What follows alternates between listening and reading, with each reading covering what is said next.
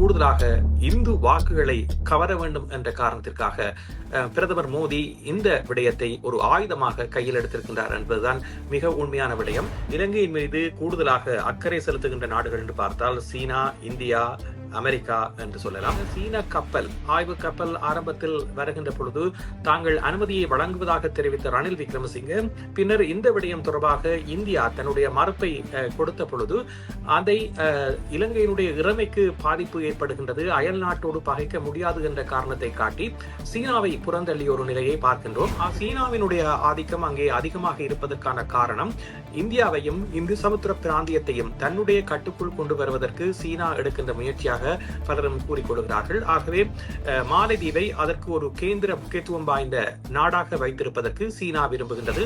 ஆகவே எதிர்காலத்தில் சீனாவினுடைய இந்த ஆதிக்கம் என்பது அங்கே இருக்க பொழுது அதனால் ஏற்படக்கூடிய விளைவுகள் பற்றி மக்கள்